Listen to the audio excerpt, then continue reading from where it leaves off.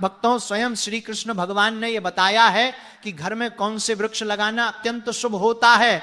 ऐसे वृक्ष न केवल अकाल मृत्यु को रोकते हैं, बल्कि घर में सुख, समृद्धि, आनंद और मां लक्ष्मी की कृपा को स्थायी बनाते हैं। भगवान कहते हैं जो लोग संपन्न होते हैं वे अपने घरों में विशेष प्रकार के पौधे लगाते हैं। इसलिए आप भी इन्हें अवश्य लगाएं ताकि आपके जीवन में भी शुभ फल प्राप्त हो।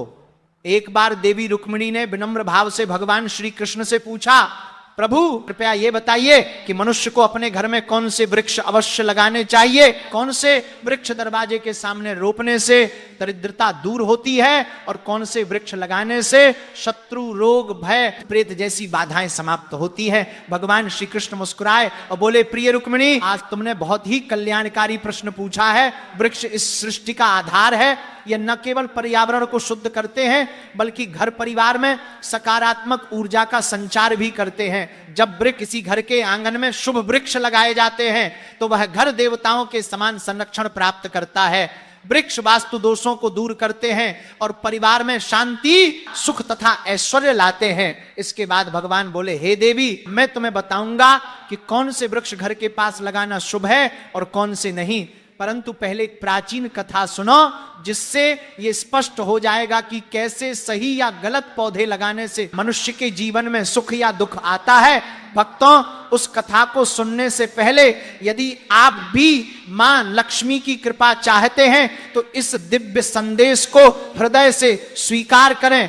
जय लक्ष्मी माता लिखें और अपने राशि चिन्ह के साथ कमेंट करें ताकि आपको आपके भाग्य से जुड़े उपाय प्राप्त हो। अब कथा सुनिए।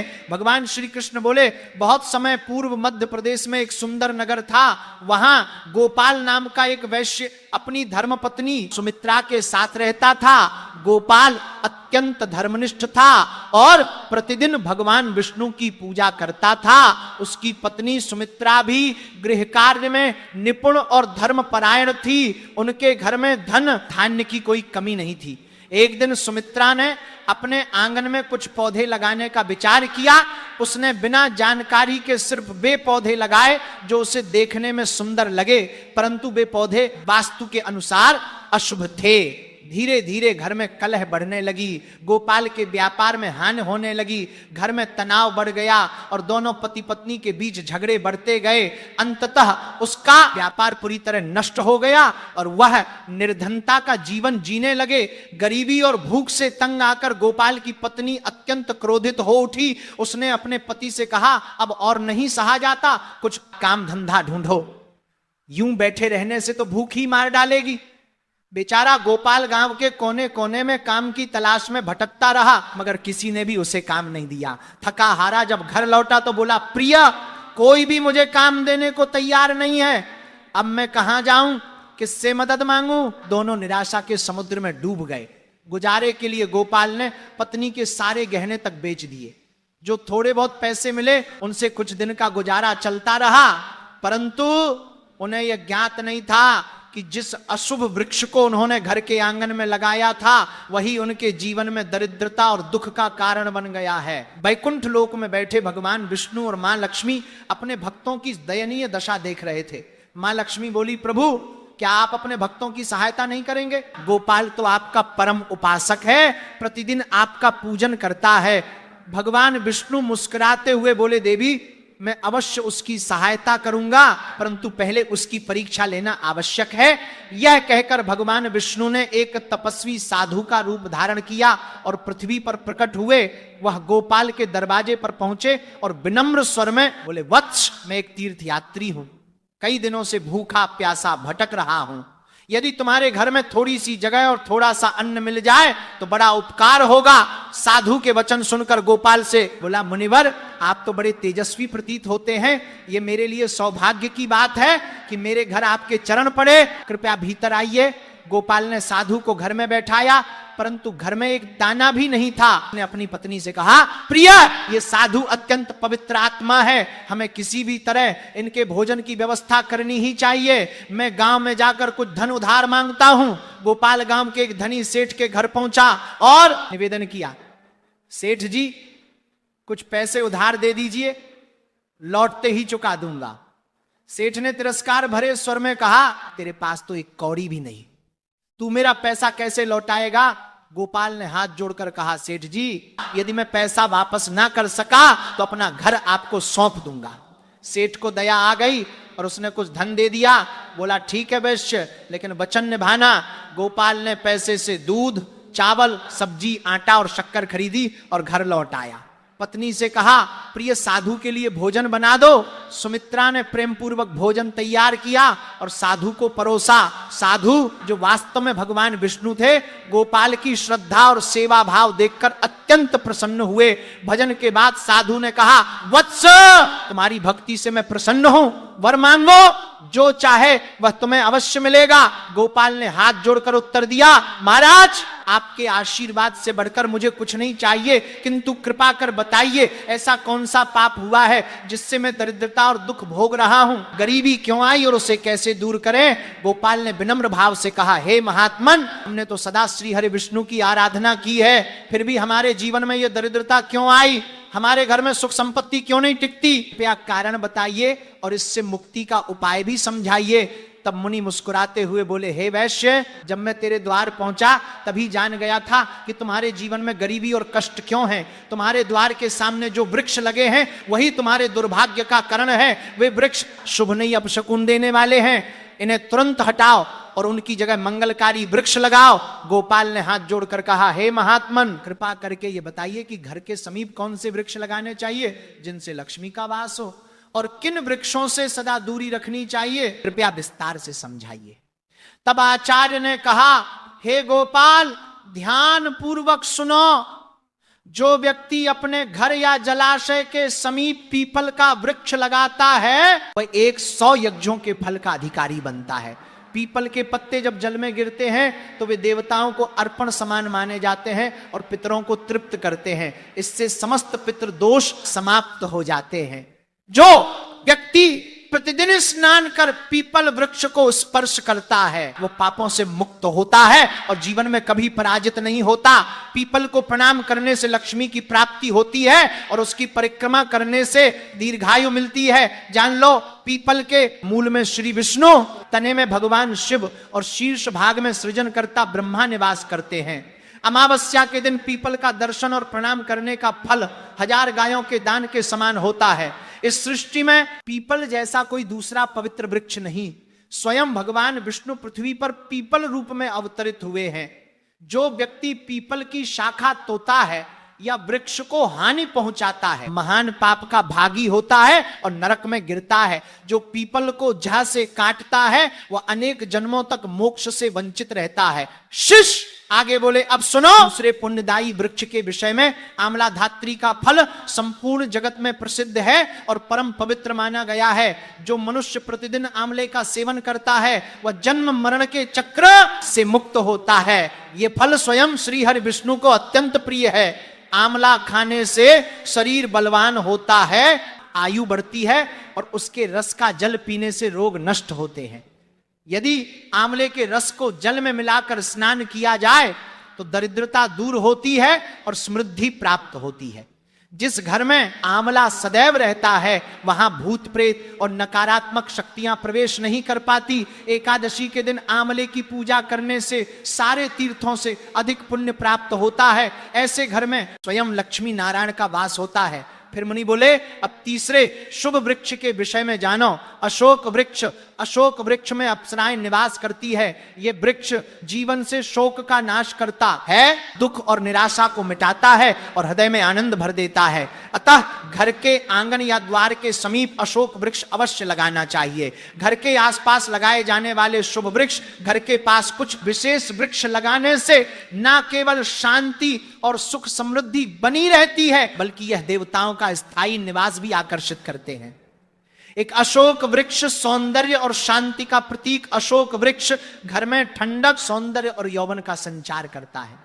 जब माता लक्ष्मी ने सीता रूप में अवतार लिया और रावण द्वारा अपहरण के पश्चात अशोक वाटिका में निवास किया, तब इसी वृक्ष ने उनका साथ दिया। माता सीता ने अशोक वृक्ष को आशीर्वाद दिया कि जहां भी यह वृक्ष होगा वहां उनका निवास सदैव रहेगा। इसीलिए यह घर में सुख, सौंदर्य और शांति बनाए रखता है। 2 पाकड़ वृक्ष यज्ञ के समान पुण्य देने वाला, हर व्यक्ति को पाकड़ का वृक्ष अवश्य लगाना चाहिए। इसके रोपण का फल महान यज्ञ करने के समान होता है। कलयुग में जहां यज्ञ करना कठिन हो गया है, वहां पाकड़ वृक्ष लगाना ही यज्ञ के समान पुण्य देता है।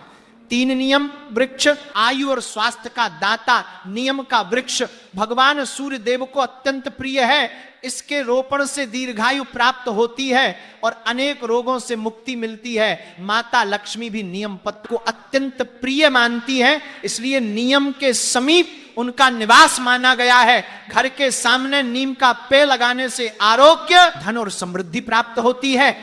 4 जामुन वृक्ष कन्या रत्न की प्राप्ति का संकेत। यदि कोई व्यक्ति पुत्री प्राप्ति की इच्छा रखता है तो उसे जामुन का वृक्ष अवश्य लगाना चाहिए।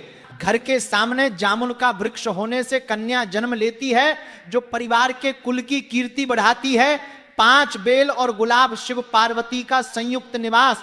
बेल वृक्ष में भगवान शिव का और गुलाब में माता पार्वती का निवास माना गया है। यदि बेल के समीप गुलाब का पौधा लगाया जाए तो उस घर पर सदैव शिव पार्वती की कृपा बनी रहती है। ऐसा घर न कभी दरिद्र होता है, न वहां अकाल मृत्यु होती है और न कोई स्त्री विधवा बनती है। 6 नारियल वृक्ष संतान और सौभाग्य का प्रतीक। नारियल का वृक्ष लगाने से व्यक्ति को श्रेष्ठ और सद्गुणी संतान की प्राप्ति होती है। नारियल हर धार्मिक अनुष्ठान का महत्वपूर्ण अंग है और इसे अत्यंत शुभ माना गया है। जिसके आंगन में नारियल वृक्ष होता है उसके परिवार को समाज में सम्मान मिलता है और सौभाग्य बढ़ता है। 7 पारिजात वृक्ष समुद्र मंथन से उत्पन्न लक्ष्मी प्रिय वृक्ष। पारिजात वृक्ष का जन्म समुद्र मंथन के समय हुआ था, उसी समय माता लक्ष्मी भी प्रकट हुई थी। अतः पारिजात माता लक्ष्मी को अत्यंत प्रिय है।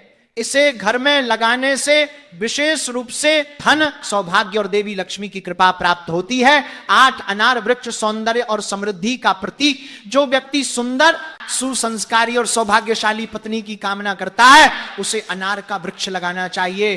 अनार के लाल फूल और फल शुभ ऊर्जा का संचार करते हैं। यह वृक्ष माता लक्ष्मी का प्रतीक माना गया है और इसके फल शरीर को तेजस्वी बनाते हैं। 9 पलाश वृक्ष ब्रह्म तेज प्रदान करने वाला। पलाश को धर्म वृक्ष कहा गया है। यह भगवान ब्रह्मा और अग्नि का प्रतीक माना जाता है। इसके लाल फूल ऊर्जा, उत्साह और ताप का संकेत है। पलाश वृक्ष ध्यान, साधना और ब्रह्म तेज की वृद्धि करता है। इसकी लकड़ी और पत्तियां यज्ञ में उपयोगी होती हैं और वातावरण को पवित्र बनाती है। 10 सहजन, मुनगा, मोरिंगा वृक्ष रोगनाशक और स्वास्थ्यदायक।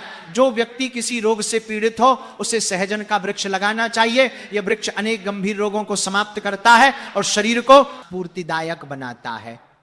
अब जानिए किन वृक्षों को घर के सामने नहीं लगाना चाहिए। 1 कांटेदार पौधे, रेगिस्तानी पौधे, कांटों वाले पौधे नकारात्मक ऊर्जा फैलाते हैं। इनसे घर में कलह, तनाव और असंतोष बढ़ता है। ऐसे पौधों को घर के भीतर या सामने लगाने से वास्तु दोष उत्पन्न होता है, जिससे आर्थिक हानि, रोग और पारिवारिक मतभेद होते हैं। 2 ताड़ वृक्ष, पाम ट्री ताड़ वृक्ष घर के लिए अशुभ माना गया है। कहा जाता है कि जहां ताड़ का वृक्ष होता है वहां संतान सुख बाधित होता है, बच्चों की उन्नति रुक जाती है। 3 भेड़ा वृक्ष टर्मिनेट या बेल का भेड़ा वृक्ष को भूत प्रेतों का निवास स्थान कहा गया है। इसे घर के समीप लगाना अथवा इसके नीचे पूजा करना वर्जित माना गया है। कहा जाता है कि जो व्यक्ति इस वृक्ष को लगाता है वह स्वयं अशुभ शक्तियों के प्रभाव में आ सकता है।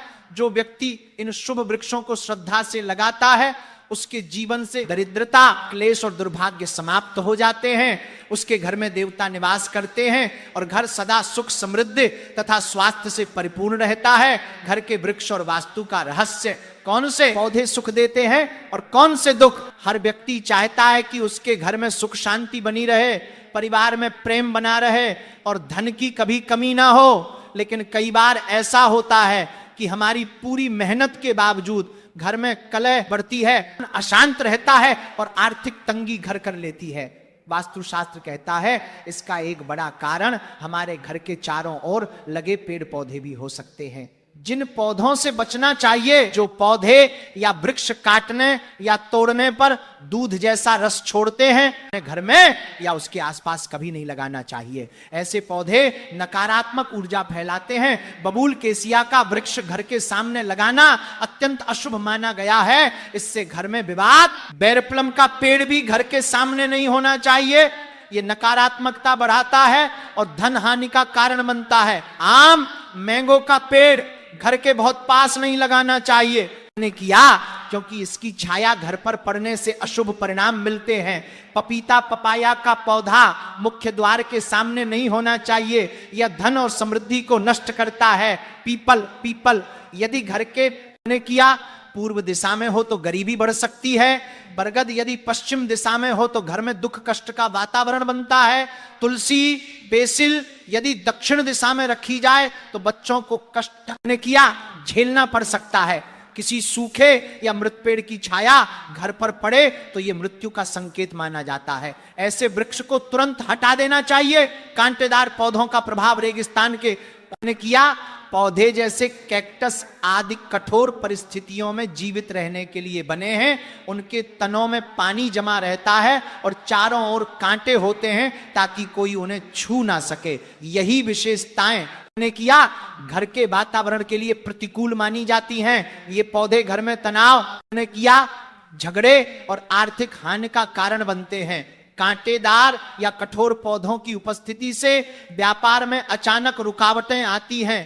परिवार में छोटी छोटी बातों पर झगड़े बढ़ते हैं। ने किया मन बेचैन रहता है और धीरे धीरे गरीबी घर करने लगती है। इसलिए वास्तुशास्त्र और ऋषियों ने ऐसे पौधों को घर के भीतर या मुख्य द्वार पर लगाने से मना किया है। कौन से वृक्ष घर में ने किया सुख समृद्धि लाते हैं? वास्तुशास्त्र बताता है कि वे पौधे जो देवताओं से जुड़े हैं ने किया घर में शुभता और दिव्यता लाते हैं। पीपल वृक्ष भगवान विष्णु को प्रिय है। इसकी पूजा करने से पितरों का आशीर्वाद और विष्णु कृपा दोनों मिलती है। तुलसी माता स्वयं लक्ष्मी जी का ने किया स्वरूप मानी गई है। जहां तुलसी होती है वहां दरिद्रता नहीं टिकती। आमला, अमला, अशोक, आम ने किया मैंगो और केला बना